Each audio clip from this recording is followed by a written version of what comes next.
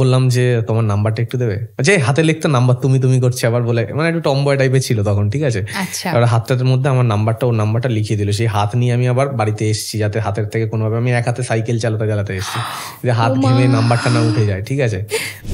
আপনি ওকে বলেন মানে কখনো কিছু নিয়ে যে? আমি ওকে মানে বলি, মানে কিরকম মজা করে বলি যে তুই দেখ, তুই তোর মানে মনে হয় না যে এত মানুষ যার গান শুনছি, তুই তার সাথে থাকছিস, তুই একবার তো আমাকে একটা বলতে পারিস আবির এই গানটা একটু গেয়ে শোনাতো। তুই তো কোনোদিন বলিস না আমাকে যে এই গানটা একটুখানি 2 লাইন গাতো, কোনোদিন না, আজ অব্দি করেনি, আমার মনে পড়ছে না। এই রে, সত্যি কিন্তু এটা মিথ্যা না, বল। হ্যাঁ বলছি আবার। তুমি ফোন করে একবার জিজ্ঞেস করো যে আবির দা ঠিক আছো তো, ঠিক আছে। তার মানে এটা নিয়ে ঝাড় পড়বে বাড়িতে গিয়ে? হতেই পারে, বলা যায় না। এখন আমি বলে দিচ্ছি ক্যামেরার সামনে, যেটা তোমরা আমার দেখে মনে হয় কি মানে কত মিষ্টি, আমাকে দেখেও মনে হয় না আমি কি ইনোসেন্ট, কি শান্ত। একদমই না, এগুলো ভুল, এগুলো চালাবা। মানে আবির কি ভয় পায় সুস্মিতাকে? না, ভয় ঠিক পাই না, মানে ওই যে হয় না যে বাপরে এক্ষুনি আবার জ্বালাতে, এটা এখন দেখো মানে হ্যাঁ বললেও আমি ফেসে যাবো, না বললেও ফেসে যাবো। এই কোশ্চেনটা না মানে অ্যান্সার দেওয়াই ভালো। ইনফ্যাক্ট আমাদের এই বিয়ে হলো, আমরা শুধু কাঁদছি না, সবাই কাঁদছে আমাদের সাথে, আমার বন্ধু বান্ধব, আমাদের ফ্যামিলির লোক, ওদের ফ্যামিলির লোক, মানে সবার কাছে যে এই বিয়েটা মানে একটা আলাদাই এক্সাইটমেন্টের জায়গা, যে এরা সবাই এত বছর ধরে ওয়েট করে আছে। ঝামেলা যখন হয়, মান অভিমান যখন চলে, রাগটাকে ভাঙায়। 10-11 এরকম সময় আমরা স্কুটিতে করে যাচ্ছি, আমাদেরই কোনো একটা শো এর পোস্টার, তো সেগুলো লাগিয়ে ফিরছি, আর সুস্মিতার খুব খিদে পেয়েছে। এবার অনেকক্ষণ ধরে আমার মাথা খেয়েই যাচ্ছে, খাওয়া খাওয়া খাওয়া খাওয়া। সেই কি করলো, হঠাৎ করে আমার চুল টানা শুরু করলো, বাইকের পিছনে বসেছে, যেতে যেতে দেখছি চুল টুল টানা শুরু করছে, আমার খেমচি দিচ্ছে, এরকম করছে, জামা ফামা টানছে। আমি কি করলাম, আমি চুলটা ধরে এরকম পিছন দিয়ে এরকম ঝাঁকিয়ে দিয়েছি, আর ও কি করলো, আমার জামাটা পিছন দিয়ে এরকম টান দিল, পুরো একদম ওই বাচ্চাদের পিছনে টেপ বাঁধা, দড়ি বাঁধা জামাগুলো থাকে না, ওরকম পুরো ছিঁড়ে গেল পুরো জামাটা।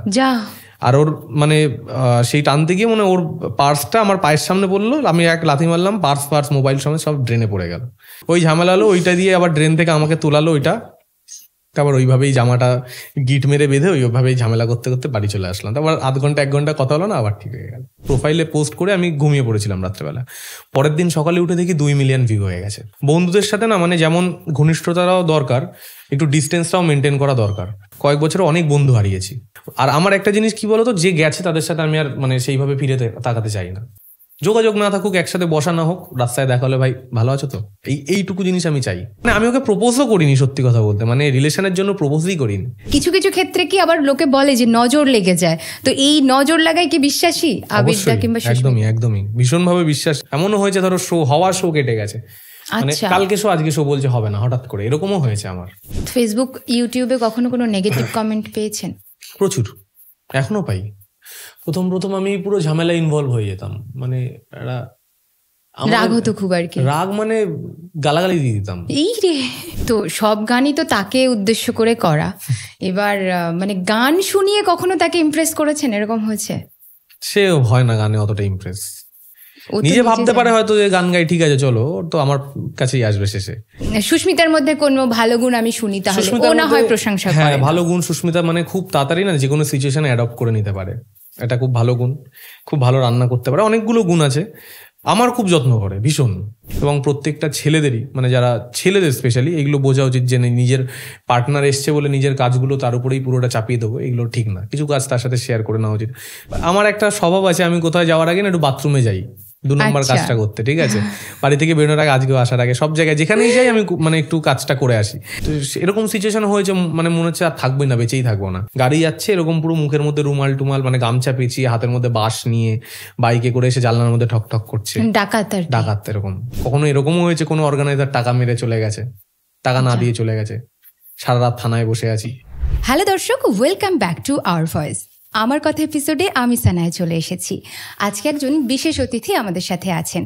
আমি একটা গানের লাইন দিয়ে শুরু করি। কিছু দুঃখ সয়ে নেব, মন ভাঙলেও জুড়ে নেব, যদি আগলে রেখে দাও একবার, তোমার সাথে বৃদ্ধ হব, একই সাথে বৃদ্ধ হব। কি সুন্দর না? দারুণ রোমান্টিক। যারা সম্পর্ক নিয়ে ভীষণ সিরিয়াস, তাদের কাছে এই গানটা ভীষণ জনপ্রিয়। বর্তমানে সোশ্যাল মিডিয়াতে এই গানটা তো একদম সব জায়গাতেই বাজছে। আর এই গানটি যিনি গেয়েছেন, যার গলায় আমরা শুনতে পেয়েছি, তিনিই আছেন আমাদের সাথে, আবির বিশ্বাস, একজন জনপ্রিয় সঙ্গীত শিল্পী আছেন আমাদের সাথে। সোশ্যাল মিডিয়াতে ভীষণ জনপ্রিয় উনি, আর কলেজ লাইফে যারা কাটাচ্ছে এখন, কলেজের তরুণ তরুণীদের কাছে তো প্রচুর প্রচুর জনপ্রিয় উনি। তো আওয়ার ভয়েসে ওনাকে ওয়েলকাম করছি। Thank you so much for having me. কেমন আছেন বলুন? এই আছি, আপাতত বিয়ে হয়েছে, একটু বেশি ভালো আছি এখন। একদম, আজকে এসেছে সঙ্গিনীর সাথে। আমি যদি জানতাম, ম্যানেজার আসতেই হবে, সবসময় সাথেই থাকে। আমি যদি জানতাম আমি 2টো সিট রাখতাম। আমার সত্যি ধারণা ছিল না, কিন্তু এত কিউট সে, আমি বারবার তার দিকে দেখছিলাম। ভিডিওতে দেখি, কিন্তু অরিজিনালি সে আরও কিউট। অবভিয়াসলি আবিরটা তো কিউট, তো দুজনকে খুব সুন্দর মানিয়েছে। আর তবে এই যে গানটা আমি বললাম, এই গানটা আমি শুনছিলাম, সত্যি মুগ্ধ হচ্ছিলাম। আর সবার মুগ্ধ হওয়ারই কথা, গানের কথাগুলো এরকম, আর মানুষটিও সেরকম। দুজনের সম্পর্কটা খুব সুন্দর, এত রোমান্টিক দুজন। আজকে অনেক কথা হবে, চলে যাই সরাসরি কথাই। আবিরদা ইউটিউব এবং ফেসবুকে ভীষণ জনপ্রিয়। তো ইউটিউব মানে শুরুয়াতটা কবে হয়েছিল, শুরুটা, জার্নিটা শুরু কবে হয়েছিল? ইউটিউব চ্যানেল তো খুলেছিলাম অনেক আগে, ছোটবেলায় 2012-13 নাগাদ। তখন মানে যা পেতাম তাই ছাড়তাম, মানে ছোট থেকেই বলছি, একদম যখন স্টার্ট করি চ্যানেল, তখন ওই স্কুলের বন্ধুরা মিলে ঘুরে বেড়াতাম এদিকে ওদিকে, সাইকেল নিয়ে মজা করে বেড়াতাম, লাফালাফি করতাম, এই ভিডিও করা এগুলো ফোনে, সেগুলো ইউটিউবে আপলোড করে দিতাম। তারপরে ছোটোবেলায় একটু মানে একটু ডেঞ্জারাস ছিলাম, মুখ দিয়ে সেই আগুন টাগুন বের করা কেরোসিন নিয়ে, এগুলো এখন কেউ ট্রাই করো না। আমার দাদা এরা করতো এইসব জিনিস, ছোটোখাটো জিনিস, ঘুরে বেড়ানো, খাওয়া দাওয়া, এইসবগুলো এইগুলোই করতাম প্রথম। বাট ইউটিউবার হিসাবে মানে গান দিয়ে যখন শুরু করি, সেটা ধরে নাও 2015-16 হবে, যে গান গাইতে হবে ইউটিউবে, গান ছাড়লেও কিছু মানে মানুষ চেনে বা দেখতে শুরু করে, এই জিনিসটা চিন্তা করি তখন 2015-16 সাল, 16ই হবে মোস্ট প্রবাবলি। তখনই চ্যানেলে নতুন নতুন মানে গান গিটার বাজিয়ে রেকর্ড করে সেগুলোই ছাড়া শুরু করি প্রথম। তার আগে পর্যন্ত ইউটিউবে জাস্ট ফর একটা মানে আপলোড করতাম, তার আগে জানতামও না ইউটিউব কি হয়, ইউটিউব থেকে খায় না গায়ে মাকে, কোনো আইডিয়াই ছিল না। 2015-16তেও সেরকমভাবে আইডিয়া ছিল না যে ইউটিউব দিয়ে কেরিয়ার করবো বা কিছু। একটা দেখতাম যে একটা প্ল্যাটফর্ম যেখানে সবাই ভিডিও ছাড়ছে, নতুন নতুন এসছে, কিছু ছেলেপুলে কাজ করছে সেখানে, ভালো লাগছে তাদের কাজ, তো আমিও শুরু করলাম ছাড়া। আমি বাংলাদেশের অনেক কন্টেন্ট দেখতাম, অনেক বড় বড় কন্টেন্ট ক্রিয়েটার আছে যাদের সাথে আমার পার্সোনালি অনেক মানে ভালো সম্পর্ক পরিচয়, তার এখন মানে ইউটিউবে জনপ্রিয় বা মানুষ চেনার পর থেকে আর কি, তার অনেকের সাথে খুব ভালো সম্পর্ক। তাদের ভিডিওগুলো তখন দেখতাম, অলরেডি তারা তখনও ফেমাস ছিল, তো তাদের দেখেই শুরু করা। মেনলি বাংলাদেশের কন্টেন্টগুলোই তখন মানে ফিডে আসতো, বাংলা কন্টেন্ট বাংলাদেশিরাই বেশি করতো। ইন্ডিয়ায় মানে হিন্দি কন্টেন্টগুলো তখন বেশি চলতো, হিন্দি ভাষায় যে কন্টেন্ট হয়। তাছাড়া সেরকম মানে ইন্ডিভিজুয়াল ক্রিয়েটার বলতে খুবই কম ছিল আমাদের সময়, যেই টাইমে স্টার্ট করি। তো সেখান থেকেই প্রথম গান ছাড়া শুরু আর কি। কেরিয়ার ভাবিনি যে ইউটিউবে কবে কিভাবে স্টার্ট হয়ে গেছে, আমি নিজেও জানি না। গান ছাড়া শুরু ওই 2015-16 থেকেই। আর কোন ভিডিওটা মানে প্রথম ভাইরাল হয়েছে? ভাইরাল হয়েছিল ফার্স্ট মানে যেটা মিলিয়ন ভিউজ ক্রস করেছিল, সেটা হচ্ছে আমার বাংলাদেশে একটা গান আছে অপরাধী বলে, একটা সময় তোরে আমার সবই ভাবিতাম, এই গানটা খুব ভীষণভাবে ফেমাস ছিল। সবার প্রথম মনে হয় ওই গানটা, বাংলা গান যে গানটা 100 মিলিয়ন ক্রস করে গ্লোবালি। তো সেই গানটা কভার করেছিলাম। আমার এক্সাম ছিল মনে পড়ছে আমার, আমি বিসিএ নিয়ে পড়তাম টেকনো ইন্ডিয়াতে। তো কলেজে যাওয়ার আগে মানে রাত্রেবেলা পড়তে বসে, এবার আমার মানে ভাল লাগতো না অতটা পড়তে, স্টুডেন্ট মানে ঠিকঠাক ছিলাম, খারাপ ছিলাম না, বাট আমার মানে অল্প পড়লেই হয়ে যেত। বন্ধু বান্ধব ছিল, সব দেখিয়ে দিত, সামনে বসে পিছনে বসে সব বন্ধুরা দেখিয়ে দেয়, কলেজ তোমরা জানোই, ঠিক আছে। তো সেইভাবে কোনো টেনশন ছিল না পড়াশোনা নিয়ে কোনোদিনই। তো পরীক্ষায় যাওয়ার আগের দিন রাত্রেবেলা আমি উকুলেলে বাজিয়ে একটা গান কভার করি। এটা মানে একবার দুবার শুনে গানটা আমার এত ভালো লেগেছিল, ওই গানটাই জাস্ট নর্মাল ফোনে রেকর্ড করে আমি ফেসবুক আমার প্রোফাইলে বা পেজে, প্রোফাইলে মোস্ট প্রবাবলি প্রোফাইলে পোস্ট করে আমি ঘুমিয়ে পড়েছিলাম রাত্রেবেলা। পরের দিন সকালে উঠে দেখি 2 মিলিয়ন ভিউ হয়ে গেছে। ওয়াও। হ্যাঁ, তো আমার ভার্সানটা হয়েছিল, আর বাংলাদেশি একটা ফিমেল সিঙ্গার ছিল, সে আমার ফ্রেন্ড, তার ভার্সানটা হয়েছিল। দুজনের ভিডিও পাশাপাশি রেখে, যে একটা ছেলে গাইছে এবং মেয়ে গাইছে, দুজনের মধ্যে একটা কম্পিটিশন, মানে একটা রেসপন্সের ব্যাপার, যে ছেলেটা গাইলো এবার মেয়েটা কি রেসপন্স দিচ্ছে সেটা দেখি। তো দুজনের ভিডিও পাশাপাশি রেখে এরকম একটা কম্প্যারিজন করে ছাড়া হয়েছিল, যেটা মানে প্রচুর মানে ভিউজ আসে। তো সেখান থেকেই জার্নিটা আস্তে আস্তে শুরু হয়। ভাবি যে না, ভিউজ আসছে এবার, মানে তখন তো ছোট ছিলাম, ভিউজের জন্যই কাজ করা মেনলি, যে এত ভিউজ আসছে, খুব মজা হচ্ছে, বন্ধুদের দেখাচ্ছি, বন্ধুদের মাঝখানে একটা শো অফের ব্যাপার থাকে। তো সেইখান থেকেই প্রথম স্টার্ট করা। যারা গান করে তাদের স্পেশালি কেউ না কেউ একজন সিঙ্গার কিংবা মিউজিশিয়ান থাকে যে আইডল হয়। তো আবিরদার কে আছে অনুপ্রেরণামূলক এরকম কেউ? অনুপ্রেরণা বলতে অনেক মানুষের গানই শুনি, মানে স্পেশালি যদি বলা হয় তাহলে আমি সোনুজির খুব বিরাট বড় ভক্ত। আচ্ছা, ভীষণ ভালো লাগে গান। আমার বাবাও খুব ভালো গান করেন, ঠিক আছে, বাবার থেকেই যেটুকু শিখেছি বাবার গান শুনে শুনেই শেখা।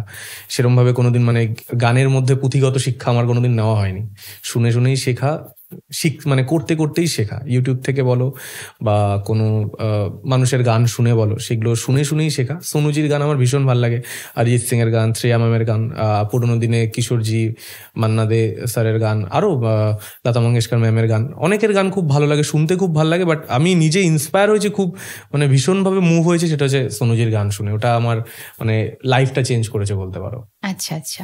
তো আমরা তো কলেজের ভীষণ মানে অনেক অনুষ্ঠানে আমরা দাদার গান শুনি, তো আজকে স্টুডিওতে আমাদের আওয়ার ভয়েসের স্টুডিওতে একটা গান শোনানো যেতেই পারে। শোনানো তো যেতেই পারে। তুমি যে গানটা স্টার্ট করলে দিয়ে একদম একসাথে বৃদ্ধ হব, এই গানটা সম্পর্কে আমি জাস্ট কিছু কথা বলি, যেটা বলা আমার মনে হয় ভীষণভাবে উচিত। আমার রিসেন্টলি বিয়ে গেছে, এই মার্চেই বিয়ে হয়েছে। আমার খুবই মানে কাছের বন্ধু রাহুল দত্ত, তোমরা সবাই চেনো, খুব জনপ্রিয় একজন গায়ক, কম্পোজার, লিরিসিস্ট। তো ওই আমাকে বলে যে ভাই তুই তো গান করছিস, বিয়ের জন্য একটা অ্যালবাম করছিস, আমি ওকে বলেছিলাম আগে, তো আমি তোর অ্যালবামে একটা গান কন্ট্রিবিউট করতে চাই। আমি বললাম হ্যাঁ ঠিক আছে গান। তুই বলছেন আমি গাইবো না, আমি তোকে দেবো। গানটা আমি বানিয়েছিলাম আমার স্পেশাল মানুষের জন্য, মানে ও নিজের স্পেশাল মানুষের জন্য বানিয়েছিল। তো এই গানটা আমি তোকে দিতে চাই, এবার তুই এটা গা। কিভাবে একটা গিফট করেছে এই গানটার নাম হচ্ছে একসাথে বৃদ্ধ হবে, যেটা আমার আবির বিশ্বাস ইউটিউব চ্যানেলে রিলিজ হবে খুব তাড়াতাড়ি। রাহুল একটা ভার্সন আনবে সেটার। আমার ভীষণ পছন্দের, আমার বিয়ের অ্যালবামের বলতে পারো মানে সব থেকে ভালো গান এটা, আমার ভীষণ পছন্দের। আমি গিয়েছি ইনফ্যাক্ট রিলিজ করার আগেই গানটা আমাদের ইনস্টা থেকে বা ফেসবুক থেকে ভীষণ ভাবে মানে মানুষ ভালোবাসা দিয়েছে। আমি জাস্ট 2 লাইন গিয়ে শোনাচ্ছি, কারণ লিরিক্সটা এত তাড়াতাড়ি মুখস্থ হয়নি আমার। কিছু দুঃখ সয়ে নেব, মন ভাঙলেও জুড়ে নেব, যদি আগলে রেখে দাও তুমি একবার, তোমার সাথে বৃদ্ধ হব, একসাথে বৃদ্ধ হব, তোমার সাথে বৃদ্ধ হব, একসাথে বৃদ্ধ হব। Thank you. এই গানটা কেন এখানে গাইলো, মানে ক্যামেরার ওপাশে কিন্তু বসে আছে সেই মানুষটি, হ্যাঁ আমাদের সামনে, এবং সে মুচকি হাসি দিচ্ছে, এত সুন্দর করে মিষ্টি মিষ্টি হাসছে। তো আবিরদা এখান থেকে তার জন্যই গাইলো গানটা। আমার মানে ম্যাক্সিমাম গানই তার জন্যই ডেডিকেট করে গাওয়া হয়, স্যাড সং গুলো বাদে। স্যাড সং গুলো মানে সেটাও তার জন্যই করা, মানে সে যখন একটু বেশি প্যারা দেয়, আচ্ছা প্যারাটা একটু বাংলাদেশি ওয়ার্ড বলে ফেললাম, যাই হোক, মানে সে একটু বেশি যখন টেনশন দেয়, একটু মানে বেশি ঘ্যান করে, হ্যাঁ না, মেয়েদের একটু থাকে, তো তখন একটু ফ্রাস্ট্রেটেড হয়ে যায়, তখন একটু মনে হয় একটু স্যাড সং বানাই, একটু দুঃখের গান করি কিছু। তো সেই গানগুলো তার জন্য, ম্যাক্সিমাম গানগুলো তাদের মানে ভালোবাসার মানুষের জন্যই, কারণ তারাই তো জীবনে সব ধরনের মানে টেস্ট আনে, কখনো ভালো মুহূর্ত গিফট করে, কখনো দুঃখের মুহূর্তও গিফট করে তারাই, তো সব মিলিয়ে তাদের জন্যই এই জিনিসগুলো করা। তো ভালোবাসার মানুষের জন্য গান করে, এবার বললো যে প্যারা দেয়, মানে একটু দুঃখ দেয় মাঝে মধ্যে, মান অভিমান চলে, টেনশন দেয়, তো ঝামেলা যখন হয়, মান অভিমান যখন চলে, রাগটা কে ভাঙায়? এইটা মানে রাগটা বেশি কে করে? প্রথমে তুই ভাঙাস না রাগ বেশি? হ্যাঁ, রাগটা সেই একটু বেশি ভাঙায়। আমি মানে একটু বেশি মুডি, মানে আমি ছোট ছোট ব্যাপারে আমি একটু মানে রেগে যাই বলবো না, একটু মানে একটু চাই আমাকে প্যাম্পার করুক, ইচ্ছে করে প্রেশারটা নেয় নিজে থেকে, কিন্তু তার উপরে চাপালো জিনিসটা, কিন্তু আলটিমেটলি স্বীকারও করলো যে সেই রাগটা ভাঙায়। এই হচ্ছে অরিজিনাল ভালোবাসা আর কি। সত্যি রাগটা সেই ভাঙায়, সেই এক্সপার্ট রাগ ভাঙাতে। আমি চাই কি বলতো, যে না আমি রাগ ভাঙাবো সেটাও গ্র্যান্ড হবে, মানে আমি একটা এখানে নিয়ে যাব, এই করবো সেই করবো, কিন্তু সে ছোট ছোট জিনিস দিয়ে এত সুন্দর একটা জিনিস রান্না করে নিয়ে চলে আসলো, একটা কেক বানিয়ে দিল বা একটা কোনো ড্রিঙ্কস বানিয়ে দিল, সেগুলো বা কিছু ভালো চিকেনের কোনো আইটেম রান্না করলো, তো ছোট ছোট জিনিস আমার জন্য রান্না করে নিয়ে আসলো, বা ঘুম থেকে ওঠার সময় একটু মানে কাডেল করে দিলে, এই জিনিসগুলো খুব মানে ভালো, এগুলো ভালো লাগে আমার। মানে আবিরদার পার্টনার যেরকম দেখতে মিষ্টি, সেরকম তার আচার আচরণও মিষ্টি। কথা শুনে তো তাই মনে হচ্ছে। আমার থেকে ভালো মানাতে পারে। আমি মানে মানানোতে অতটা এক্সপার্ট নই, আমি গিফট দেওয়া, সারপ্রাইজ দেওয়াতে এক্সপার্ট। ওয়াও, বাহ। খুব সুন্দর সম্পর্কটা এভাবেই ভালোবাসায় বেঁচে থাকুক। এবার আবিরদা বন্ধুদের কথা বলছিলেন, তো আমি একটু বন্ধুত্ব সম্পর্কে কিছু কথা শুনতে চাইবো, যে বন্ধুত্ব সম্পর্কটাকে কিভাবে দেখেন এবং এটা কতটা গুরুত্ব বয়ে আনে আপনার কাছে কতটা গুরুত্বপূর্ণ? বন্ধুরা তো লাইফে ভীষণ মানে ইম্পর্টেন্ট, আমার লাইফে ভীষণ ইম্পর্টেন্ট। এখন যারা যারা আছে বন্ধু, দেখো বন্ধু জিনিসটা না, মানে কিছু বন্ধু থাকে যাদের সাথে ছোট থেকেই সম্পর্ক থাকে। কিছু আমি যেটা মানে ফেস করেছি, যে কিছু কিছু বন্ধু আছে যারা আমার ছোটবেলা মানে নার্সারির ফ্রেন্ড, তাদের সাথে আমার দেখাটা একটু কম হয়, মানে খুব একটা অতটা হয় না, কারণ তারা অনেকেই আলাদা আলাদা প্রফেশনে আছে। তো কোনো অকেশনেই আমাদের বাড়িতে কোনো অনুষ্ঠান বা তাদের বাড়ি অনুষ্ঠান, এইগুলোতেই স্পেশালি দেখা হয়। তাদের সাথে সম্পর্কটা খুব ভালো, দেখা হলে ভাই কেমন আছিস, কি চলছে এখন, এইটুকু তাদের সাথে। এবং বিপদ আপদে তারা থাকে, যখন প্রয়োজন হয় তারাও ফোন করে, আমারও যখন দরকার হয় আমি ফোন করি। কিন্তু কিছু কিছু ক্ষেত্রে এমন হয়, যেটা আমি মানে ওভার দ্য টাইম মানে কয়েক বছর ধরে ফিল করছি, বন্ধুদের সাথে না মানে যেমন ঘনিষ্ঠতারাও দরকার, একটু ডিস্টেন্সটাও মেনটেন করা দরকার। সব সময় বন্ধু আছে বলেই যে আমরা বন্ধুদেরকেই ইনভলভ করবো সব কিছুতে, সব রকম জিনিসে, আমার মনে হয় সেটা ওভার দ্য টাইম একটু মানে আমি বুঝেছি যে একটু মানে এড়িয়ে চলা উচিত। বাউন্ডারি রাখা উচিত, একটা বাউন্ডারি অবশ্যই একটা বাউন্ডারি রাখা উচিত। কারণ আমি লাস্ট কয়েক বছর অনেক বন্ধু হারিয়েছি, আবার অনেক নতুন বন্ধুও পেয়েছি। এবার আমি কাউকে দোষ দেবো না যে আমি মানে তাদের দোষ ছিল বলে এটা তাদেরকে আমি চাপিয়ে দেবো না। কিছু দোষ তাদেরও ছিল, কিছু দোষ আমারও ছিল, যেই জন্য কিছু মানুষ গেছে। আমার কিছু খারাপ জিনিসের জন্য হয়তো কিছু মানুষ গেছে, তাদের কিছু খারাপ জিনিসের জন্য হয়তো আমি তাদেরকে ছেড়েছি। তারা সবাই যে যার কেরিয়ারে ভালো আছে, ভালো করুক, এটাই আমি চাই তাদের সাথে। মানে আর আমার একটা জিনিস কি বলতো, যে গেছে তাদের সাথে আমি আর মানে সেইভাবে ফিরে তাকাতে চাই না। সত্যি কথা বলতে আমি মানে কারোর খারাপ চাই না, মানে যারা ছেড়ে গেছে আমি ভালোও চাই না, বুঝতে পারছো? কোনো রকমের অনুভূতি আর নেই, অভিমান, হ্যাঁ কোনো কিছু আমি খারাপও চাই না, আমি ভালোও চাই না, আমি ভাবিই না এখন তাদের নিয়ে। সত্যি কথা বলছি, আমার এখন কিছু বন্ধু আছে যারা মানে রাত্রেবেলা যদি 2টোর সময় ফোন করে বলি ভাই কোথায় আছিস, বাড়িতে আছি, হয়তো 10 মিনিটের মধ্যে চলে আসবে। এরকম বন্ধু আমার এখন বহু আছে। তারা মানে সবসময় আমাকে আগলে রাখে, আমাকে মানে যখনই কেউ বাইরে থেকে আসে আমাদের এই গ্রুপটার সাথে মিশে, তারা বলে ভাই তোর এই বন্ধুগুলো খুব ভালো, এদেরকে কখনো ছাড়িস না।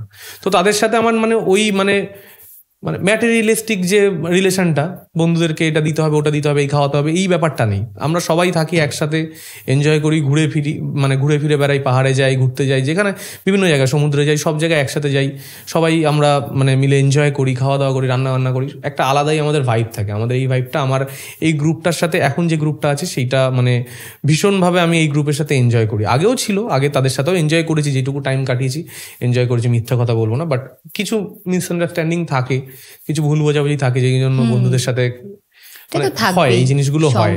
বাট আমার যে বন্ধুদের মধ্যে যে সম্পর্কগুলো, আমি যাদেরকে মানে ম্যাক্সিমাম ভাই ভেবেছিলাম, নিজের ভাই, মানে আমার বাবা মা হয়তো তাদেরকে নিজের ছেলে মেয়ে এরকম ভেবেছে। এবার তাদের সাথে যখন সম্পর্কটা যায় না, খারাপ লাগে, সত্যি খারাপ লাগে। আমি বলছি না তাদের দোষ, আমি দোষ দিচ্ছি না কাউকেই, তারা তাদের ভালোটা ভেবেছে, আমি আমার ভালোটা ভেবে নিয়েছি। এখন যখন গেছে তখন অবশ্যই খারাপ লেগেছে, একটা অভ্যাসের মতো জিনিসটা, একসাথে ছিল এতদিন ধরে, একসাথে থাকা, খাওয়া, ঘোরা, সবকিছুই করা। বাট যখন গেছে সত্যি খারাপ লেগেছে। বাট এখন আর সেসব ভাবি না। এখন যারা আছে তারা থাকুক, তাদের টাইম যেটুকু আছে তারা থাকুক। সম্পর্ক যাতে মানে আমার এই জিনিসগুলো যেটা হয়েছে আগের বন্ধুদের সাথে, মানে দেখা হলে মুখ ঘুরিয়ে চলে যেতে হয়। আচ্ছা, এই জিনিসটা আমি চাই না। যোগাযোগ না থাকুক, একসাথে বসা না হোক, রাস্তায় দেখা হলে ভাই ভালো আছো তো, এইটুকু জিনিস আমি চাই। তো বিয়েটা তো প্রেমের বিয়ে, হ্যাঁ, তো সেই প্রেমের সম্পর্ক কতদিনের? আমার রিলেশন মোটামুটি 13 বছর চলছে এখন। তো এই প্রেমের সম্পর্কে বিশেষ করে ছেলেদের বন্ধুদের ভীষণ ভীষণ অবদান থাকে শুনেছি। তো আবিরদার বন্ধুদের কতটুকু অবদান? বাবা ভীষণ অবদান। মানে আমার রিলেশনটা শুরু হয় হচ্ছে স্কুল লাইফ থেকে, তখন ক্লাস 9 না 10 পড়তাম। হ্যাঁ, তখন আমার কিছু ক্লাসমেটস ছিল যারা আর কি ওর মানে আমার যে পার্টনার তার বান্ধবী ছিল, তাদের সাথে তারা আবার রিলেশনে ছিল। তো এই মাধ্যমে আমাদের লেটার এক্সচেঞ্জ হতো। তখন মোবাইল অতটা মানে আমার কাছে থাকলেও তার কাছে হয়তো ছিল না। তো লেটারের মাধ্যমে আমি বন্ধুটাকে দিলাম, সে তার গার্লফ্রেন্ডকে দিল, তার গার্লফ্রেন্ড আবার আমার যে মানে পার্টনার তাকে দিল। এইভাবে এক্সচেঞ্জ হতো। অনেক বন্ধু বান্ধব তারা ছিল। এবার প্রথম সাইকেলে করে ঘুরে বেড়ানো, বাইকে, সেই 90s এর মতো আর কি। আমরা মানে সব ধরনের কিছুই এক্সপিরিয়েন্স করেছি। আমি হাঁটা থেকে শুরু করে সাইকেল থেকে স্কুটি থেকে বাইক থেকে গাড়ি থেকে নৌকো, জাহাজ থেকে ফ্লাইট, সব ধরনের জায়গায় আমার এক্সপিরিয়েন্স করা হয়ে গেছে। মানে প্রেম করা হয়ে গেছে। তো বন্ধু বান্ধব সত্যি ওই তখন থেকেই মানে একসাথে ঘুরতে যাওয়া, ছোট থেকেই সবাই মানে নিয়ে বেরোনো, একটা স্কুটির মধ্যে 4 জন বসছি, মানে বসার জায়গা নেই, একজন পিছনে ধরে ঝুলে আছে, এরকম এরকম জিনিস এক্সপিরিয়েন্স করেছি সত্যি। মানে যে দিনগুলো আমরা কাটিয়ে এসেছি এখন হয়তো ওরকম হয় না, এখন দেখি না, এখন সবাই নিজেদেরকে নিয়ে ব্যস্ত। আমি যেমন কোথাও গেলে আমার সাথে কেউ না কেউ থাকে, মানে আমাদের দুজনের সাথে। আমরা দুজন একা কোথাও ঘুরতে যেতে পারিনি এই মানে 13 বছর মানে 13 বছরের মধ্যে প্রথম থেকে তো যাওয়া হয়নি, মানে ধরো লাস্ট 5 ইয়ার্স হয়তো যাচ্ছি একসাথে। তো নিয়ে গেছি কাউকে না কাউকে, কোনো বন্ধু সাথে করে গেছে। আমাদের 10th অ্যানিভার্সারি আমরা সেলিব্রেট করেছিলাম মানালিতে, তখন আমাদের সাথে আরো 4 জন গেছিল। আচ্ছা, তারা আমার সব ভাই, বহরমপুরের ওদিকে থাকে সবাই, তাদের 4 জনকে আমরা একসাথে মানে সবাই মিলে ট্রিপ করেছিলাম। প্রায় 7-8 জনের ট্রিপ আমাদের হয়েছিল, 4-5 জন আরো নিয়ে গেছিলাম আমরা। তো একসাথে না গেলে না মজা লাগে না আমাদের, মানে আর আমার সুস্মিতার ফ্রেন্ড সার্কেলটাও মানে কমন আর কি, আমাদের বন্ধুরাও কমন, ওই জন্যই মানে আমাদের বিয়ে স্কুল লাইফের প্রেম, যেহেতু স্কুল লাইফের বলেও আবার বাইরেও আমার বন্ধু যারা তারাই ওর বন্ধু হয়েছে, ওর বন্ধু যারা তারা আমার ফ্রেন্ড হয়ে গেছে। তো সেই জায়গা থেকে কমন হয়ে গেছে, আর জন্য বিয়েতেও আমাদের একটু খরচা বেঁচে গেছে। মানে বউ হাতের ধরো আমাদের বরযাত্রী নিতে হতো কিছু ছেলেদের, তো তারা ওর দিক থেকে ইনভিটেশন পেয়ে গেছে বলে বিয়ের দিন ওখানে চলে গেছে, আমি কিছু গেস্ট নিতে পেরেছি। দারুণ দারুণ। তো এই প্রপোজাল তো আপনি লেটারটা পাঠিয়েছিলেন যেটা শুনলাম আর কি। না না না না, প্রপোজালটাও অন্যভাবে, এটারও একটা আলাদা গল্প আছে। তাহলে শুনি সেই গল্পটা। মানে ক্লাস তখন 9-এ পড়তাম আর কি, 9-এর শুরুর দিকে আমার একজনকে দেখে খুব ভালো লেগেছিল, ঠিক আছে, সেটা সুস্মিতা নয়, ডেসপারেট আর কি তখন। ও ঠিক আছে, জানে, সবই জানে। ডেসপারেট হয়ে গেছিলাম যে একটা রিলেশন, যেটা ওই 9-10 এই টাইমটাতে একটা গার্লফ্রেন্ড থাকতে হবে। হ্যাঁ, একটা গার্লফ্রেন্ড থাকতে হবে, ওটা একটা শো অফ টাইপের ব্যাপার। তো তখন মনে হয়েছিল, একজনকে দেখেছিলাম, পছন্দ হয়েছিল যে না তাকে প্রপোজ করতে হবে বা কিছু। তো তার কোনো একটা ফ্রেন্ড আমার সাথেই পড়তো, ওই মেয়েটার ফ্রেন্ড, তো আমি তাকে দিয়ে একটা এরকম বলিয়েছিলাম যে দেখ এরকম তোর বান্ধবীটা আছে, একটু কথা বল। তো কথা বলেছিল, তারপর রিজেক্ট করে দিয়েছিলাম আমাকে, যেমন হওয়ার দরকার। তখন বাচ্চা ছিলাম, যেটা হয় আর কি। হ্যাঁ, তখন বাচ্চা ছিলাম, তখন কিছুই করতাম না। এবার মেয়েটাও পড়াশোনা নিয়ে সিরিয়াস ছিল, বলেছিল না এখন পড়াশোনা করবো, দরকার নেই। তো তারপরে আমি সুস্মিতাকে দেখি হচ্ছে আমাদের বাংলা টিউশনে গিয়ে, আমাদের বাংলা স্যারের কোচিংয়ে, ওখানে সোদপুরেই পড়ান স্যার, ওখানে গিয়ে আমি দেখি ওকে আবার আমার একটা বন্ধুর পছন্দ হয়েছিল। তো আমি বলছি ঠিক আছে চল দেখবো কেমন তোর পছন্দ হয়েছে। এবার দেখে তাকে বলছে তোর কি, তুই কি করি, ছাড় ভাই, আমার জন্য ছেড়ে দে। হ্যাঁ, আমার এমনিতেও খুঁজছি আমি একটা গার্লফ্রেন্ড, এবার তুই ছেড়ে দে আমাকে। তারপরে দেখলাম সেই বান্ধবীটারই আবার মানে আমার যে বান্ধবীটা ছিল, যাকে দিয়ে আমি বলেছিলাম ওই মেয়েটাকে, এও আবার তারই কমন ফ্রেন্ড, একসাথেই পড়তো সব। তো তাকে দিয়েওই আবার মানে সুস্মিতাকে আমি বলিয়েছিলাম যে এরকম এরকম ব্যাপার।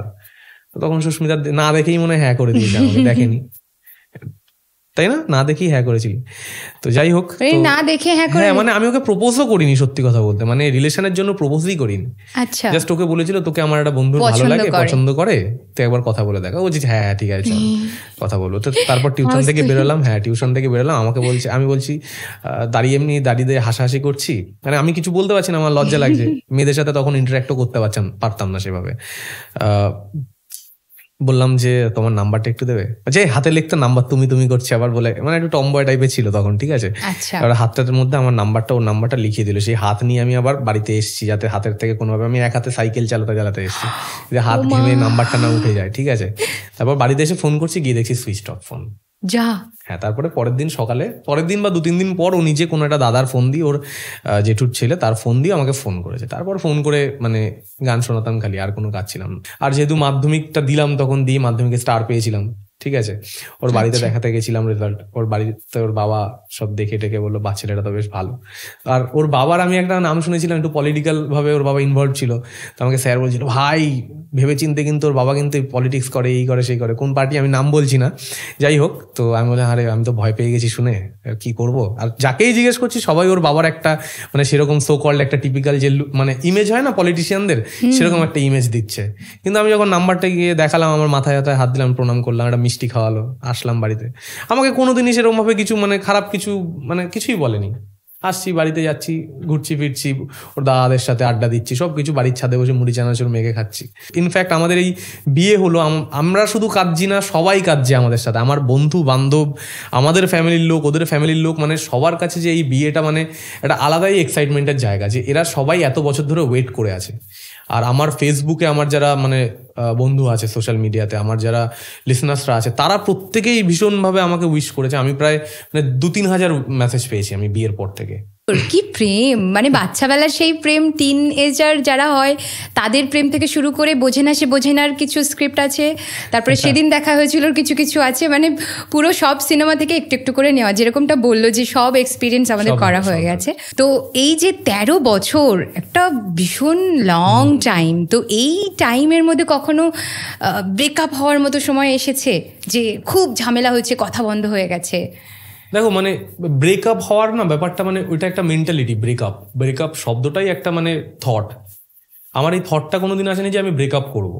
মানে ঝামেলা হয়েছে, হয়তো কথা বন্ধ হয়েছে একদিন হার্ডলি 1 থেকে 1.5 দিন, বাট তার জন্য আমার যে কোনো মানে জিনিসই হোক না কেন আমার মনে হয়নি কখনো আমি ব্রেকআপ করবো। মানে আমার থেকে তার এটা উচিত বেশি, কারণ আমি যে প্রফেশনে আছি আমার বহু মানে ফিমেল ক্লায়েন্টসদের সাথে কাজ করতে হয়। মিউজিক ভিডিওতে নিজেই অ্যাক্টিং করি, অনেক এরকম সিনস থাকে যেগুলো হয়তো অনেকের আপত্তিজনক লাগতে পারে, বাট আমার মিউজিক ভিডিওগুলো সব ম্যাক্সিমাম ডিরেকশন সুস্মিতা দিয়েছে, সেগুলো ওই নিজে ডিজাইন করেছে সিনগুলো যাতে সুন্দর লাগে, কারণ এটা প্রফেশন, এটা আমাকে করতে হবে, কিছু করার নেই।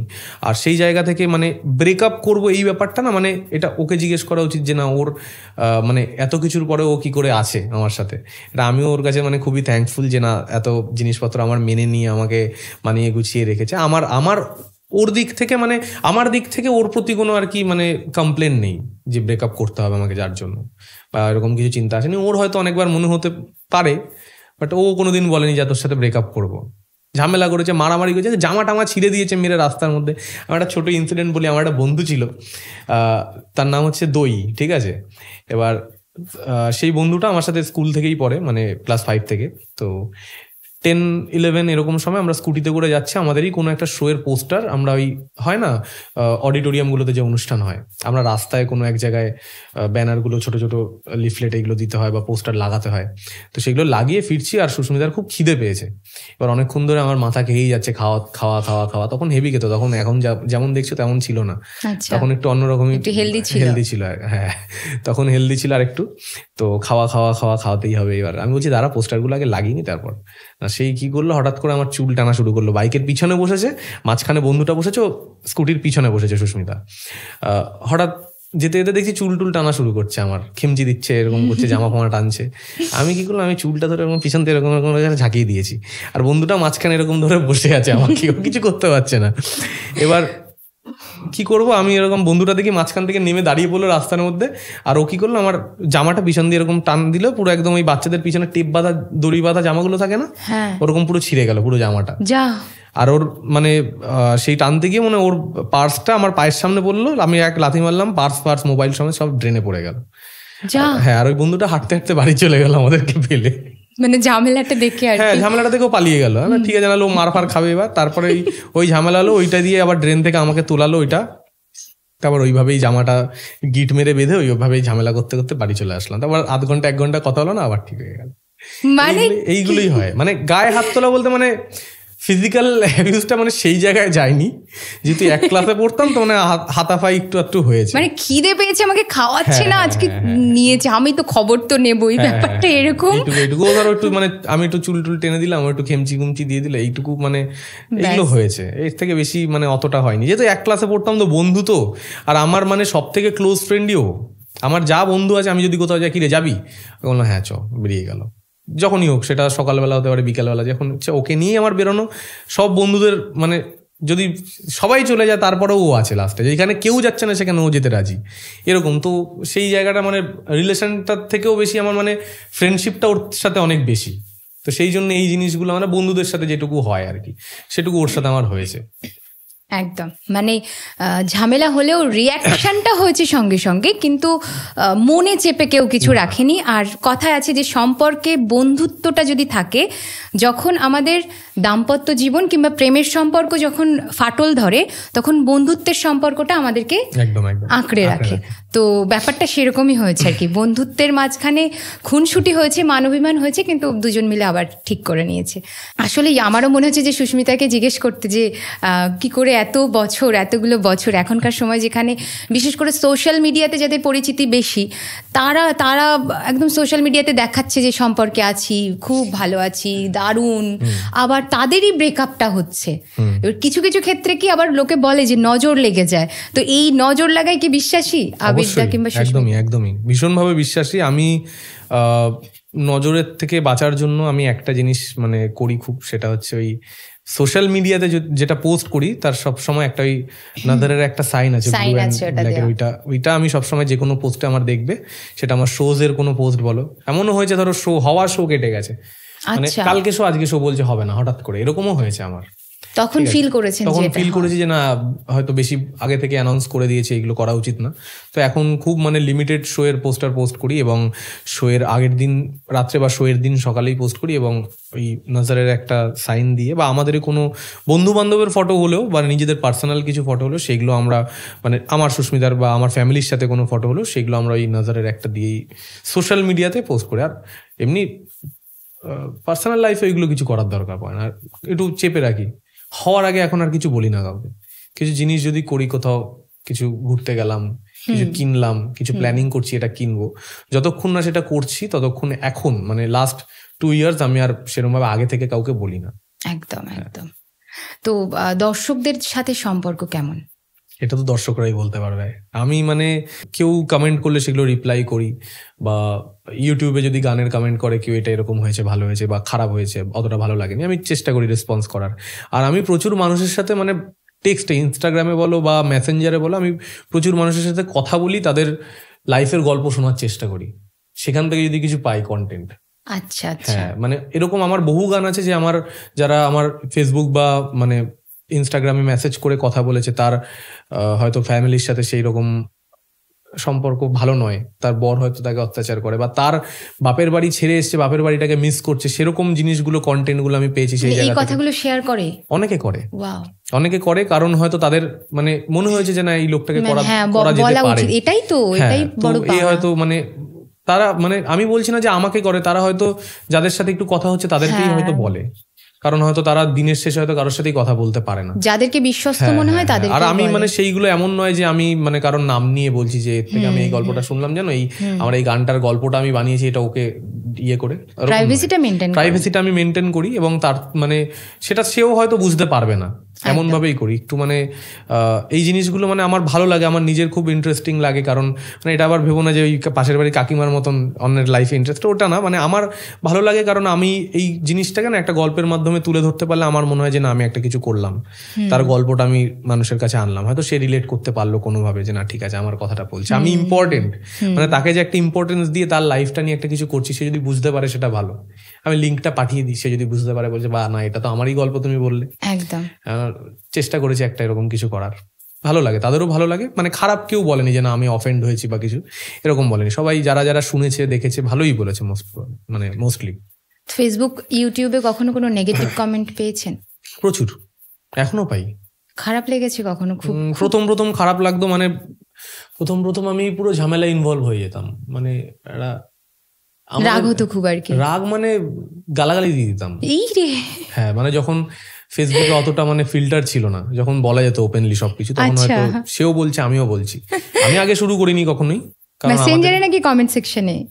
ফেসবুকে ধরো গানের কোনো একটা অংশ কেটে পোস্ট করেছি বা কোনো একটা ফটো দিয়েছি, সেখানে শো এর কোনো ফুটেজ দিয়েছি, সেখানেই ধরো মানে সে বলতে পারে যে না তোমরা খুব অতীব জঘন্য গেয়েছো, ঠিক আছে সেটা ওইটুকু নয়, ওটার পরেও আরো কিছু বাজে হতে পারে, সেই জায়গায় তারা যখন নেমে যায়।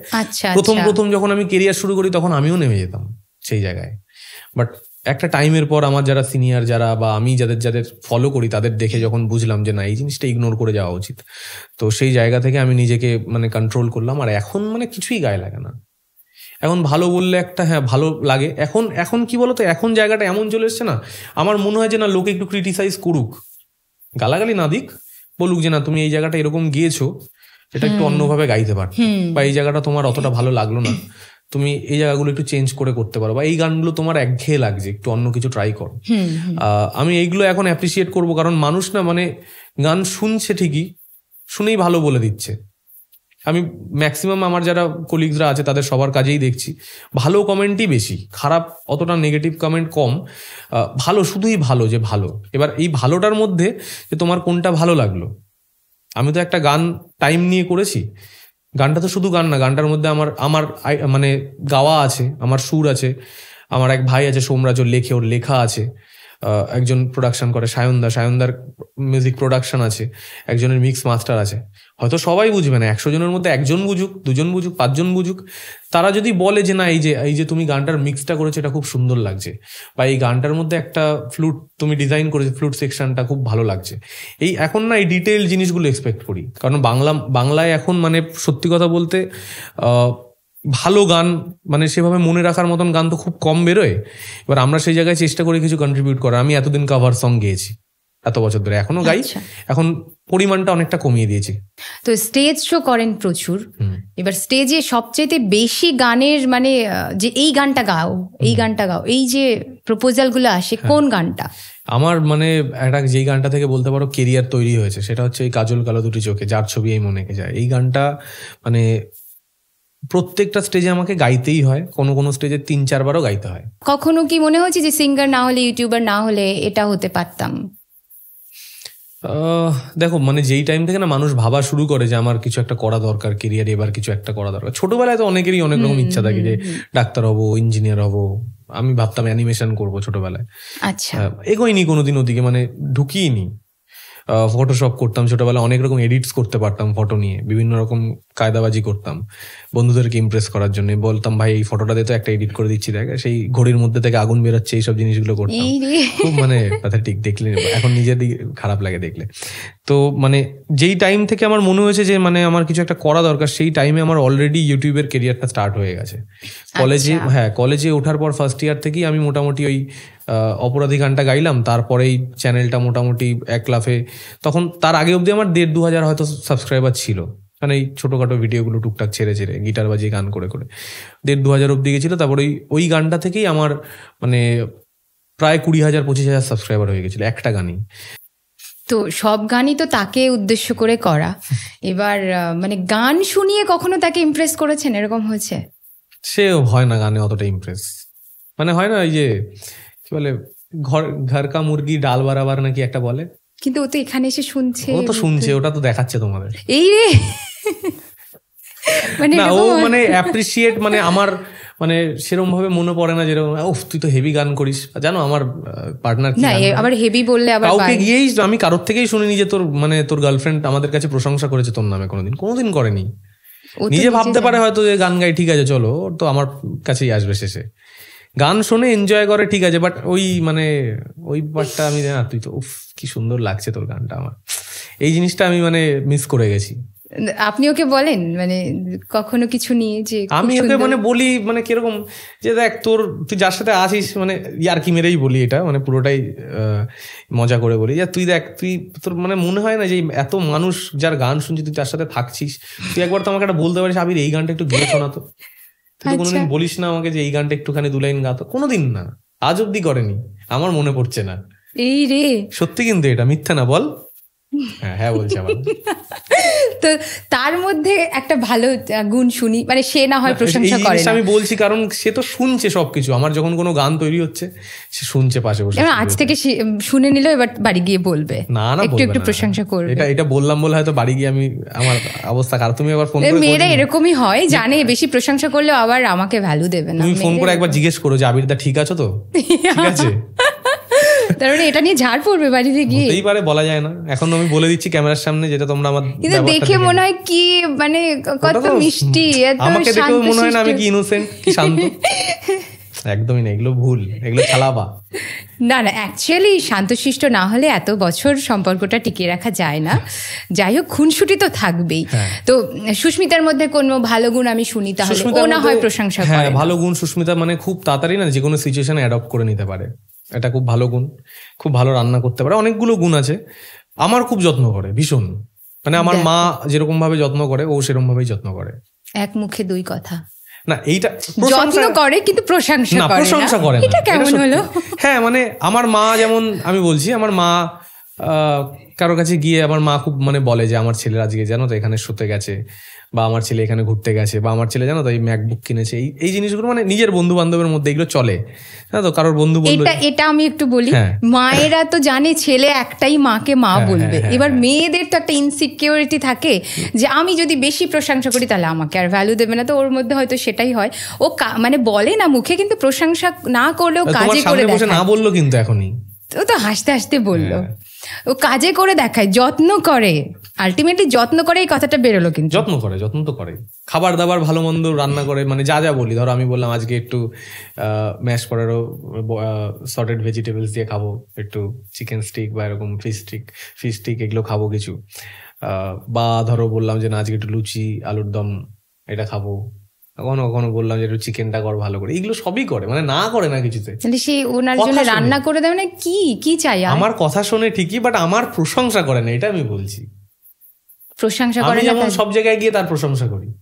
আচ্ছা, হ্যাঁ, আমি মানে আমার ধরো অ্যানিভার্সারি আছে, আমি সুস্মিতাকে নিয়ে বসবো একদিন, আমি এখানে অন ক্যামেরাতে বলে দিলাম, সুস্মিতা আমাকে আজকে ডেট বলে যাবে, আমি সুস্মিতাকে নিয়ে একদিন বসবো, আমি শুনতে চাই যে সে এই কথাগুলো কতটা সত্যি। ও আরেকটা জিনিস, ওটার মানে ওর খুব মানে ভালো একটা গুণ আছে, যেটা হচ্ছে খুব আন্ডারস্ট্যান্ডিং। তার কারণ হচ্ছে যে কোনো অকেশন, সেটা তুমি ভ্যালেন্টাইন্স ডে বলো, আমার জন্মদিন বা ওর জন্মদিন বলো, বা ধরো আমাদের যে অ্যানিভার্সারি বলো, বা সরস্বতী পুজো বলো, যে কোনো অকেশন আমার সবসময় অনুষ্ঠান থাকে, আমরা কোনো সময় একসাথে কাটাতে পারি না ওই দিনগুলো, মানে মোস্টলি সেই সময় ও মানে অনেক হয়তো পার্টনার হয়তো রাগ করতে পারে, কেন এই দিনও কেন শো নিচ্ছে, বা এই দিনও কেন কাজে যাচ্ছে, ও সেটা করে না, কারণ যেহেতু নিজেই ম্যানেজ করে, ওর হাতে রয়েছে যে ও চাইলেই কিন্তু বলে দিতে পারে যে না আজকে ফাঁকা নেই, যখন বুকিং আসে তখন ও বলে দিতে পারে যে না আজকে ফাঁকা নেই, আবিদ্যা করতে পারবে না ওই ডেটের জন্য, তো ও সেগুলো করে না, ও বলে যে না তুই শোটা আগে কর, শোটা ইম্পর্টেন্ট।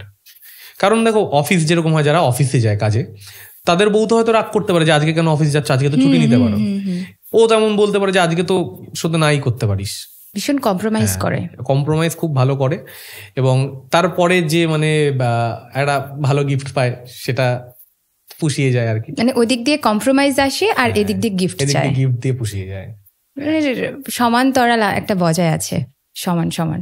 তো দুজনের একসাথে কাটানোর তো প্রচুর মুহূর্ত আছে, সবচেয়ে সুন্দর মুহূর্তের কথা একটু শুনি। হ্যাঁ, আমি যেটা বললাম যে ওই মানালি ঘুরতে গেছিলাম, যে ট্রিপটা, আমাদের মানালির ট্রিপটা মানে অসাধারণ ট্রিপ ছিল। এবার 5 দিন যে আমরা থেকেছি, সেইটা একটা আলাদাই এক্সপিরিয়েন্স। ওটা মানে আমি তোমাকে এখানে বলে বোঝাতে পারবো না। ওখানে আমার একটা ভ্লগ আছে পুরো মানালির, আমি তোমাকে পাঠিয়ে দেবো, তুমি দেখলে বুঝতে পারবে, ওটা আলাদাই এক্সপিরিয়েন্স। শুধু মানালি বলে না, আমি সুস্মিতা এবং আমার বন্ধু বান্ধবের সাথে যেখানে গেছি, প্রত্যেকটা জায়গায় মানে খুবই অসাধারণ মেমোরিজ তৈরি হয়েছে, দারুণ, মানে এগুলো মুখে বলা যাবে না। সব কটা ট্রিপ আমাদের খুবই মানে মেমোরেবল হয়ে থাকবে সব কটা। তো এই বিয়েটা বাইকে করে এই বুদ্ধিটা কার ছিল? এই সুন্দর একটা উদ্যোগটা কার ছিল বুদ্ধিটা? এগুলো বন্ধু বান্ধবেরই, কারণ আমি তো মানে ওদের বাড়িতে চলে গেছিলাম ওই বিয়ের দিন, যে চলে যেতে হয় রাত্রেবেলা, বিয়ে টিয়ে করে ওদের বাড়িতেই চলে গেছি, সুস্মিতাদের বাড়িতে। হ্যাঁ, তো আমার কাছে কিছুই নেই, আমার আর ওর বাড়ি থেকে আমার বাড়ি খুব বেশি হলে 1 থেকে 1.5 কিলোমিটার হবে, ঠিক আছে, একদম কাছাকাছি। আমার গাড়ি আমাকে ছেড়ে দিয়ে বাড়িতে চলে গেছিল, আমার গাড়ি নিয়ে এসেছিলাম, তো গাড়ি ওদের গলিতে ঢুকবে না, বড় গাড়ি, বাড়িতে চলে গেছিল। এবার পরের দিন আবার গাড়ি পাঠিয়েছে, গাড়িতে করে আমার এক দাদা আছে প্রবীর দা, সে নিতে এসেছিল। আমার বন্ধু বান্ধবরা বলছে বাইক নিয়ে যাবো সবাই, এবার গাড়িও এসছে বাইকও এসছে, আমাকে বলছে তুমি তাহলে বাইকটা চালাও, আমরা ভিডিও করবো, মজা হবে। তো এবার ধুতি পরে তো বাইকের মধ্যে বসা যায় না, সেই ধুতিটা হাঁটু অব্দি তুলে কিরম ভাবে আমি চালিয়েছি কষ্টে। আর আমার বাড়ি থেকে আমার বাবা বলছে না বাইকে করে আনা যাবে না, আমার মা বলছে না বাইক থেকে যদি পড়ে যায়, ওর বাড়ির লোক টেনশন করছে যদি বাইকে নতুন বউ নিয়ে যাচ্ছে, এখনো কি বলে কি খোলা হয়নি, গার্ড খোলা হয়নি, ওইসব করার আগে এগুলো করা ঠিক না।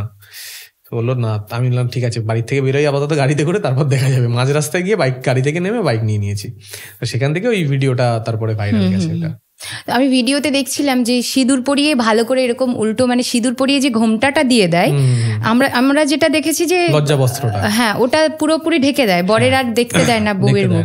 কিন্তু সেখানে আপনি দেখছিলাম এরকম ফ্যাল করে দেখছেন, আরো ভালো করে দেখছেন।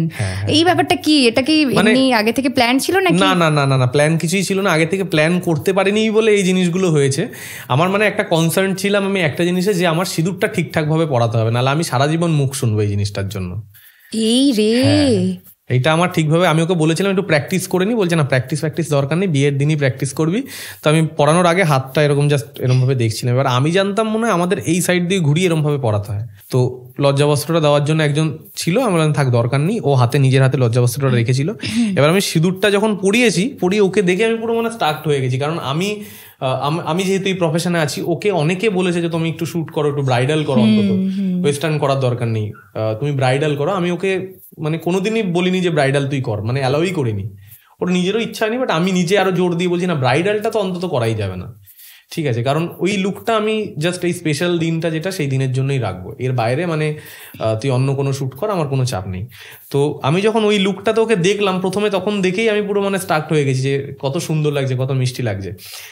যখন মানে সিঁদুরটা পরালাম তখন আরো মানে আমি নিজে ভুলেই গেছি সবকিছু। তো খুব মিষ্টি একটা সম্পর্ক, সুন্দর একটা সম্পর্ক, এত দিনের সম্পর্ক বিয়ে পর্যন্ত গড়িয়ে গেছে।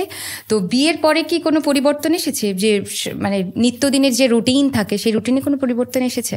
হ্যাঁ, মানে বিয়ের আগে আমি নিচের মানে ফ্লোরে থাকতাম, মানে আমাদের যে গ্রাউন্ড ফ্লোর সেখানে থাকতাম। বিয়ের পরে উপরের ঘরে শিফট হয়েছি না, মানে অভ্যাসটা এখনো চেঞ্জ হয়নি যে বারবার নিচে উপর নিচ করতে হচ্ছে আমাকে অনেকবার সিঁড়ি দিয়ে। ওকে দেখছি মানে এতদিন দেখে এসেছি একরকম, এখন একটা বউ অ্যাটিটিউড চলে এসছে, ঠিক আছে, বন্ধুরা এসে বৌদি করছে, সবাই যারা দিদি করতো এতদিন। তো মানে এটা একটু কেমন অকওয়ার্ড লাগছে, মানে এটা ভালো লাগছে, খারাপ লাগছে বলছি না, ভালো লাগছে। জিনিসগুলো হয়তো হাতের কাছে পেয়ে যাচ্ছে, আগে যেমন নিজেকেই খুঁজে করতে হয় জামাটা কোথায় আছে, বা মা বের করে দিত, তো এখন সব দেখছি বিছানার উপর রেডি করা রয়েছে, জাস্ট যাও গিয়ে গলিয়ে নাও, এরকম একটা ব্যাপার, হাতের কাছে সবকিছু চলে এসছে, এখন ভালো লাগছে, মজা লাগছে। এতদিন যেহেতু সম্পর্কটা টিকে আছে এবং এত সুন্দরভাবে, তো আমি জানতে চাইবো, এবং অবশ্যই দর্শকদেরও প্রশ্ন, যে সম্পর্কে আসলে সেটা প্রেমের সম্পর্ক হোক কিংবা দাম্পত্য জীবনের সম্পর্ক, কোন জিনিসটা দুজনের মধ্যে থেকে মানে দুই দিক থেকে বেশি থাকা উচিত যেটা টিকিয়ে রাখবে? বন্ধুত্বটা তো বলেছো, এবার কম্প্রোমাইজ আন্ডারস্ট্যান্ডিং তো থাকেই, তো এই পুরো বিষয়টাকে কিভাবে দেখো? সম্পর্ক টিকিয়ে রাখার জন্য আমার মনে হয় একটা জিনিস খুব মানে বেশি থাকা উচিত, সেটা হচ্ছে মানে লেট গো ব্যাপারটা, যে একটা কিছু হলো সেটা আঁকড়ে ধরে বসে থাকলাম না, এটাই হতে হবে, ঠিক আছে যেতে দাও, বাদ দাও না, কি হয়েছে, এই জিনিসটা আমার খুব মানে, আর স্যাক্রিফাইস, একটা যে কোনো কিছু স্যাক্রিফাইস করা সম্পর্কের জন্য, যেটা ঠিক আছে আমার এই জিনিসটা সে চাইছে, ঠিক আছে আমার হয়তো ভালো লাগে, সেই জিনিসটা না করাই ভালো। অনেকে বলে যে নিজের বিলটা রাখো, নিজের জোরটা রাখো, আগলে রাখো, নালে কি করে তুমি ইয়ে করবে। তুমি যদি এই জিনিসগুলো, ইগো, অ্যাটিটিউড, অহংকার, এই জিনিসগুলো রিলেশনের মধ্যে আমার মনে হয় না আসা উচিত। এইগুলো যদি তুমি যেতে দাও, যে না একটা আমার এতটা অহংকার আছে, আমি এটা কেন করবো, এটা করবোই না, আমি একটা ছেলে হয়েছি, আমি কেন বাথরুম পরিষ্কার করবো। আমি বিয়ের পরে আমি প্রথম বাথরুম পরিষ্কার করেছি, একবারই করেছি এখন অব্দি। হ্যাঁ, তো করতে হয়েছে এটা, কারণ আমার এগুলো মানে না করলে এটা আমি তার আগে আমাকে কোনোদিন করতে হয়নি, বাড়িতে বাবা মা তারাই করেছে। এখন কিছু কিছু জিনিস আমাকে নিজেকে করতে হয়, এখন একটু মাঝে মধ্যে বাজার এইগুলো করা, এখন যদিও ব্লিঙ্কিট আছে, ব্লিঙ্কিট থেকে নিয়ে নিই, বাজারে ওরকম অতটা যেতে হয় না, বা দোকানপাট করা, কিছু সংসারের কিছু খরচা।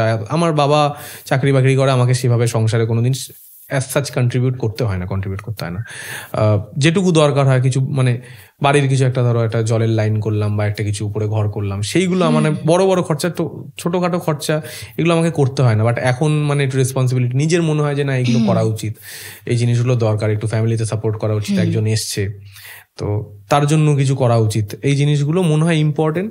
এবং প্রত্যেকটা ছেলেদেরই, মানে যারা ছেলেদের স্পেশালি, এগুলো বোঝা উচিত যে নিজের পার্টনার এসছে বলে নিজের কাজগুলো তার উপরেই পুরোটা চাপিয়ে দেবো, এগুলো ঠিক না। কিছু কাজ তার সাথে শেয়ার করে নেওয়া উচিত, নিজের কাজ বলেই না, তারও কোনো কাজ, একটু জামা কাপড়গুলো নাড়া আছে সেগুলো একটু তুলে আনা, ছোট ছোট কাজ, সময় একটু মশারিটা টানিয়ে নেওয়া, বিছানাটা রেডি করা, এই জিনিসগুলো ছোট ছোট জিনিস দিয়েই স্টার্ট করা উচিত। তো আবিরদা গান করা এত সুন্দর, দেখতেও বেশ হ্যান্ডসাম, তো সেখানে প্রেমের প্রপোজাল তো এসেছে, হ্যাঁ, স্টেজ প্রোগ্রামে গিয়ে কখনো এসেছে? মেয়েরা, ছেলেরা প্রপোজ করে মাঝে মধ্যে স্টেজে এসে, ফুল টুল দিয়ে হাঁটু গেড়ে বসে বললে, হ্যাঁ এরকম। হ্যাঁ, তো তাতে সুস্মিতা কখনো রাগ করেছে? না, ও মজা পায়, আরো ওরে সাবাস, ওরা এনজয় করে এই জিনিসগুলো দেখতে, যে আবির কিভাবে রিয়াক্ট করছে। একটা ঠিকঠাক যদি মানে একটু পান থেকে চুন খসলো, আবির যদি একটা ভুল করে ফেলে, সেটা আমি ধরবো, আচ্ছা দেখি আবির কিভাবে হ্যান্ডেল করে, এই জিনিসটাও খুব এনজয় করে দেখবো। যে মানে আবির কি ভয় পায় সুস্মিতাকে? না, ভয় ঠিক পাই না, মানে ওই যে হয় না যে বাপরে এক্ষুনি আবার জ্বালাতে এটা এখন দেখো মানে হ্যাঁ বললেও আমি ফেসে যাবো, না বললেও ফেসে যাবো। এই কোশ্চেনটা না মানে অ্যান্সার দেওয়াই ভালো। আমি সুস্মিতাকে নিয়ে বসবো বললাম। তো স্টেজে এরকম কোনো মানে আনএক্সপেক্টেড কিছু কখনো ঘটেছে? ধরুন ওই যে কাগজ ছোড়ে অনেকে, তো এরকম কিছু এসেছে আনএক্সপেক্টেড কিছু? ও হাসছে কেন?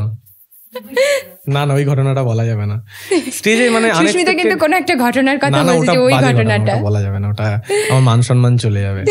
এই সব ঘটনা বলা যায় না, অনেক কিছু আনএক্সপেক্টেড মানে ঘটে। মানে আমার একটা স্বভাব আছে, আমি কোথাও যাওয়ার আগে না একটু বাথরুমে যাই 2 নম্বর কাজটা করতে, ঠিক আছে? বাড়ি থেকে বেরোনোর আগে, আজকেও আসার আগে, সব জায়গায় যেখানেই যাই আমি মানে একটু কাজটা করে আসি, আমার খুব ভালো লাগে, মানে ফ্রেশ লাগে, ঠিক আছে? তো যাই হোক, সেটা একবার আমি একটা জায়গায় গেছি, রানাঘাটের একটা কোনো জায়গায়, নামটা ঠিক আমি মনে করতে পারছি না, পানপুর বা কিছু একটা, পানপাড়া এরকম একটা কোনো জায়গা। তো সেই জায়গাটা না মানে রানাঘাট বা শান্তিপুরের কোথাও একটা ছিল, সেখান থেকে মানে মেন যে টাউনটা থেকে অনেকটা ভিতরে, গঙ্গার পাড় দিয়ে সরু রাস্তা। আমাদের কোনো শোয়ের ব্লগ যদি তুমি দেখো, আমরা এমন এমন রাস্তায় যাই যে রাস্তায় তো অনেকে গেলে মানে ভয়েই হার্ট ফেল করে ফেলবে। তো এরকম রাস্তায় প্রচুর গেছি আমরা। তো গঙ্গার পাড় দিয়ে এরকম রাস্তাটা যাচ্ছে, যেতে যেতে প্রায় মোটামুটি 15-20 মিনিট, আধ ঘন্টা যাওয়ার পরে একটা গ্রামে গিয়ে পৌঁছালাম। আর সেই গ্রামটা দেখলে মনে হচ্ছে আমরা যেন অন্য একটা কোনো প্ল্যানেটে চলে এসেছি। মানে ওখানকার মানুষজনের কথাবার্তাও একটু অন্যরকম, ওদের কালচারটাও অন্যরকম, আচার আচরণও একটু অন্যরকম।